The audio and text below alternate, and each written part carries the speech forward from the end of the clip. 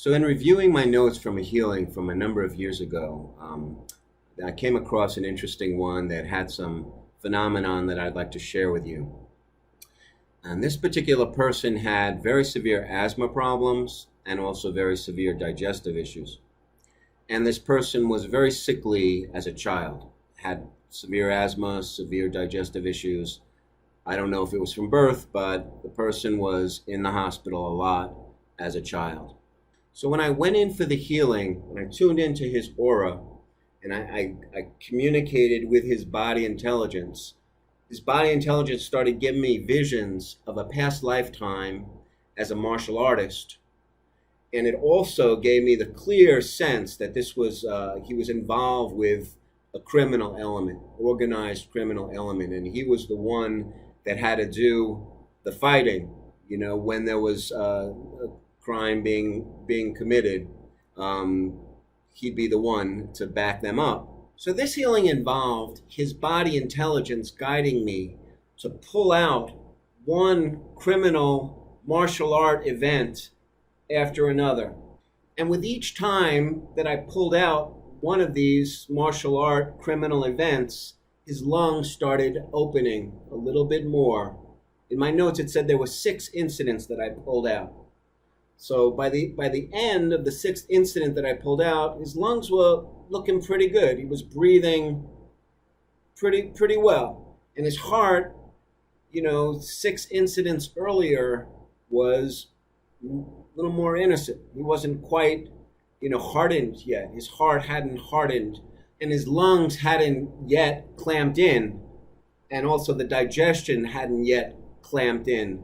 Although this particular person, from my notes, wasn't doing martial arts in this life, lo and behold, you have a past lifetime that when a person now incarnates into this lifetime, and from very early age, maybe from birth, is tremendous asthma and digestive issues.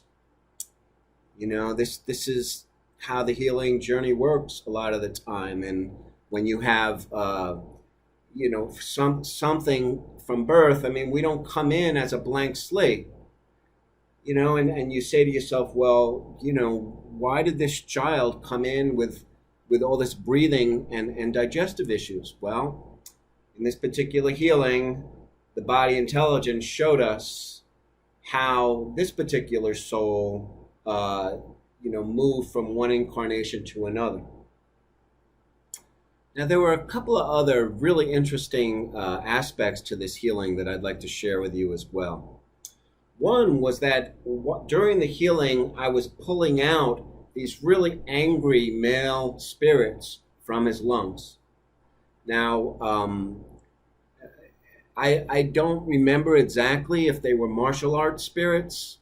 I know that if you go back and read my story, on my website, I had an incident very early on in my development as a psychic, as a healer, where I went to Chinatown and I was followed by all of these martial arts spirits, that about 200 of them, and they were like protecting Chinatown in New York. So I started pulling out these spirits, and with each spirit that I pulled out, again, his lungs started opening a little bit more and more. So that was really, really interesting. I didn't put in my notes any more details than that, pulling out these really angry male spirits. But it brought to mind this I think I recall a Jean-Claude Van Damme martial art movie. I forgot which one it was.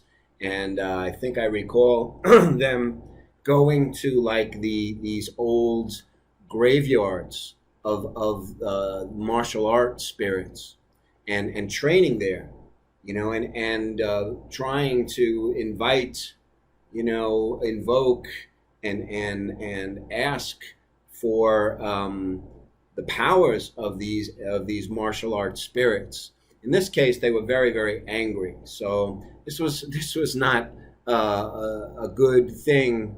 If this is the case, that this guy was inviting these angry ancient martial art spirits into his lungs, into his body to help him to fight. This would have been just poison, even though in that lifetime he might have said, I need this, I need the strength of these ancient martial arts spirits. But nonetheless, when you invite and invoke spirits to come into your body like this, it's poison. You're asking for trouble. The body intelligence clamps down right away. The anger, the violence, the closed-heartedness of these spirits, it just ends up shutting you down completely. I should just say from my own vantage point that I personally don't allow any spirits to come into my aura. I know there are some traditions that actually the priest or the shaman gets possessed by a spirit, invites them into their body, and they take over. Me personally, I will never let a spirit come into my body. It's just one of my fundamental principles.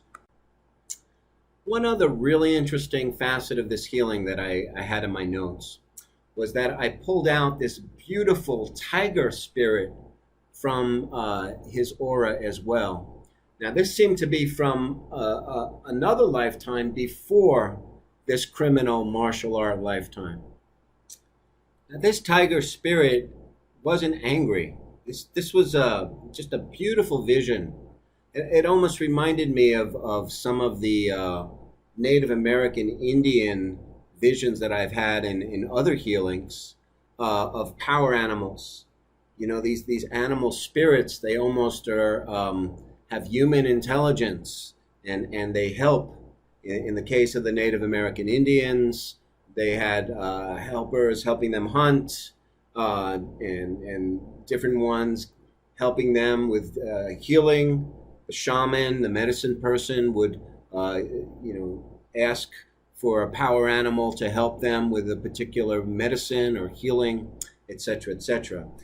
So this brought the possibility that my client in this lifetime before the martial art criminal lifetime was practicing a form of martial art that invited or invoked the help from animal spirits. And it brought to mind the Shaolin Kung Fu. I went online recently and looked up, because I know that in Shaolin Kung Fu there's animal fighting styles, and one of the fighting styles that I looked up, watched a couple of YouTube videos on it, is in fact the tiger. And these Shaolin Buddhist monks, they're spiritual. This is a whole different dimension than a martial artist who is inviting dark, violent, aggressive spirits into their body to help them fight. In the case of Shaolin monks, again, I just did a little, watch some YouTube videos on it, because I knew a little bit, but not that much. But these Shaolin monks, spend a lot of time meditating, Buddhist meditation and chanting. They have a Buddhist deity. I think it's called Vajrapani. I'm sure I'm not pronouncing that correctly, but if you look at the Buddhist Tanka paintings, there's a lot of spirits and images in these Tanka paintings that are, like monster, powerful, scary kind of energies as well. And but this particular Buddhist deity, this Vajrapani, is a protector, and this is the Buddhist deity that the Shaolin Buddhist monks, not necessarily worship, but he's their protector. They invoke him to help them with their martial arts. And again, they're in the Shaolin tradition. There are five classic, as I found out, classic animals that they emulate their fighting styles, and the tiger is clearly one of them. So I don't know if my client was a Shaolin monk. It was interesting to do this little research, um, to understand there's a tradition of martial arts that doesn't involve hate and violence and anger and unscrupulous intentionality and hardening of the heart and committing crimes. That the Shaolin monk tradition is a beautiful tradition, rooted in the highest ideals of compassion and love and Buddhist teachings. So martial arts can be done with love, with the highest spiritual intentionality and innocence of the heart, and also connecting with the forces of nature, connecting with the animal spirits in a positive and healthy and open-hearted way. So